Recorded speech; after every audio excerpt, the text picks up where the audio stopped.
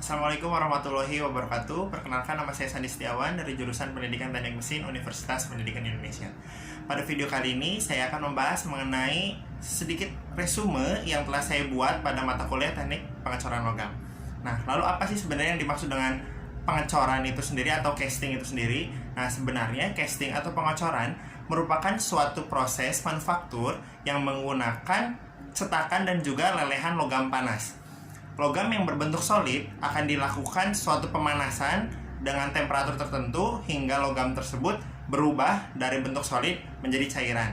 Nah, logam yang telah berbentuk cair tersebut selanjutnya akan dituangkan kepada cetakan dan akan ditunggu hingga mengeras. Nah, maka dari itu tujuan dari casting atau pengecoran itu sendiri bertujuan untuk membentuk atau membuat suatu material dengan ukuran dimensi tertentu sesuai dengan kegunaannya. Nah, untuk benda-benda yang dapat dibuat dengan coran itu sendiri ada beberapa macam. Ada yang berukuran besar dan juga yang berukuran kecil. Seperti contohnya, benda yang berukuran besar yang dapat dibuat dengan menggunakan proses casting atau pengecoran, yaitu seperti yang kita ketahui dalam dunia otomotif seperti blok mesin, atau juga bisa seperti lonceng di gereja, atau bisa juga rangka mesin dan lain sebagainya. Dan untuk benda-benda yang kecil yang dapat dibuat dengan proses pengecoran itu seperti miniatur, patung-patung kecil, atau mungkin rangka pagar dan lain sebagainya seperti itu. Nah, untuk jenis dari cetakan itu sendiri dibagi menjadi dua, yaitu cetakan yang sekali pakai dan juga cetakan yang bisa dipakai berulang-ulang.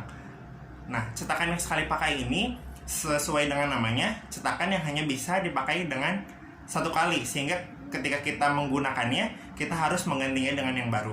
Nah, dengan cara menggunakan cetakan yang sekali pakai ini, sebenarnya lebih memakan banyak waktu. Karena ketika kita akan mengambil hasil cetakan, kita harus menghancurkan cetakannya terlebih dahulu. Nah, biasanya cetakan sekali pakai ini dibuat dengan menggunakan bahan baku utamanya itu adalah pasir. Dan yang kedua adalah cetakan yang bisa dipakai berulang-ulang. Nah, cetakan yang bisa dipakai berulang-ulang ini biasanya terbuat dari bahan logam. Nah, dengan menggunakan cetakan yang dapat dilakukan berulang-ulang ini, tentunya proses pengecoran akan dapat dilakukan dengan lebih cepat. Dengan syarat nilai titik leleh dari logam cair itu harus lebih rendah dibandingkan dengan titik lebur dari logam cetakan tersebut gitu. Itu masuk akal ya, karena ketika titik lebur logam cetakan itu lebih rendah daripada logam cairan, mungkin akan membuat cetakan logam tersebut ikut meleleh seperti itu. Jadi syaratnya ketika menggunakan logam yang bisa digunakan berulang-ulang yang berbahan dasar logam adalah titik lebur dari cetakan logam tersebut harus lebih tinggi daripada lelehan logam yang dituangkan pada cetakan tersebut seperti itu. Nah, untuk kelebihan dan kekurangannya, di samping kelebihan pasti juga ada kekurangannya. Nah, sekarang kita bahas dulu mengenai kelebihan dari menggunakan metode dari pengecoran ini. Nah, di kelebihannya yaitu sebenarnya metode pengecoran ini bisa digunakan oleh segala proses produksi. Yang pertama itu. Yang kedua adalah bisa membuat suatu alat dengan berbagai dimensi ukuran, baik dimensi yang besar maupun dimensi yang kecil, seperti yang telah tadi disebutkan. Dapat memproduksi barang dalam bentuk besar, contohnya patung gitu yang besar, dan juga bisa membuat yang lebih kecil itu seperti miniatur dan lain sebagainya. Dan untuk kekurangannya mungkin diantaranya seperti adanya resiko terkena panas ketika menuangkan cairan logam tersebut gitu. Jadi untuk foundry atau foundryman yang berlaku sebagai mekanik yang bertugas untuk menuangkan itu sangat beresiko jika si cairan panas itu terkena oleh orang yang menuangkannya tersebut. Lalu juga kelemahan yang lain adalah ketika kita melakukan suatu proses pencetakan, tentunya material tersebut akan menyusut.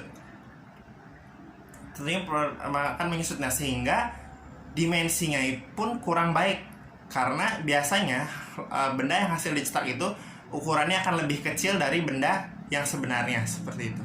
Nah, untuk proses solidifikasi atau bahan-bahan yang biasanya digunakan pada proses pengecoran itu ada beberapa macam. Yang paling umum mungkin yang sering kita ketahui adalah logam, keramik, polimer, ada juga polimer matrix komposit ya gitu.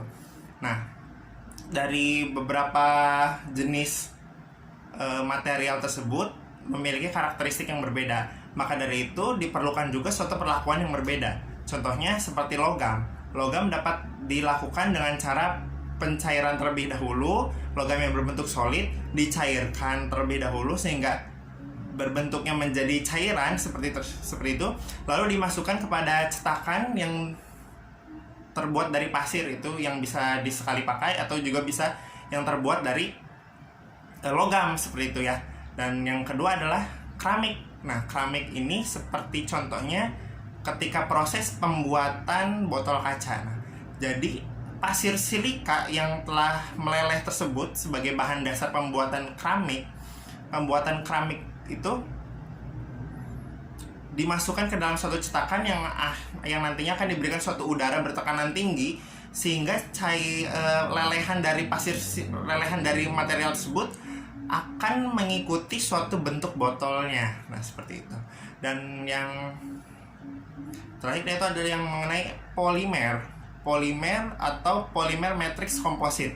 Itu bisa dilakukan dengan berbagai cara, yang itu seperti menggunakan cara lain, bisa menggunakan cara lain atau metode lain, bisa menggunakan injeksi, bisa juga menggunakan metode khusus untuk polimer matrix komposit. Itu ada cara khususnya dan seperti itu. Dan perlu diketahui bahwa semua jenis logam baik ferro non ferro dapat digunakan sebagai material dalam proses pengecoran ini. Dan tentunya pada saat proses pengecoran kita harus selalu pantau dan sesuaikan dengan diagram fasa yang ada. Mengapa harus seperti itu? Karena bertujuan agar suatu nanti ketika benda itu telah jadi atau telah mengeras sesuai dengan apa yang kita harapkan, seperti itu. Nah, mungkin cukup sekian mengenai resume materi dari teknik pengecoran logam. Semoga video ini bermanfaat. Sekian, wassalamualaikum warahmatullahi wabarakatuh.